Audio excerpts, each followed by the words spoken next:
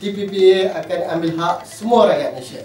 Melayu, Cina, India, Iban, Kadazan, semuanya. Bantah tidak menentang perdagangan bebas. Bantah tentang perundingan dan perjanjian TPPA. Bantah diwakili oleh ahli akademik, pakar perdagangan dari semua lapisan industri. Perjanjian TPPA ini akan menjadikan Malaysia a failed state. Ini akan merugikan negara. Peraturan alam sekitar kita akan habis dilanggar oleh syarikat gergasi. Jika kita disaman, mereka boleh rampas hak kita di luar negara. Malah boleh lakukan trade sanction.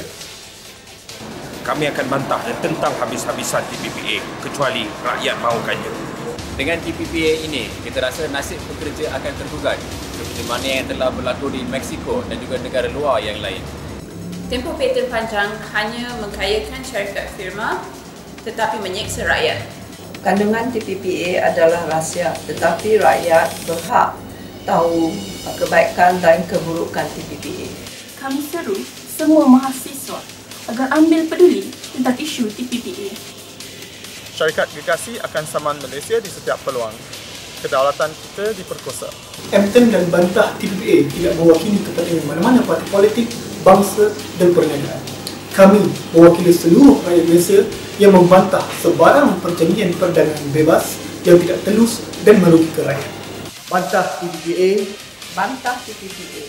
Bantah TPPA. Bantah TPPA. Kita bantah TPPA. Selamatkan Malaysia. Selamatkan Malaysia. Selamatkan Malaysia. Selamatkan Malaysia. Bantah TPPA. Selamatkan. Bantah TPPA. Selamatkan Malaysia. Ayo, bantah TPPA, selamatkan Malaysia.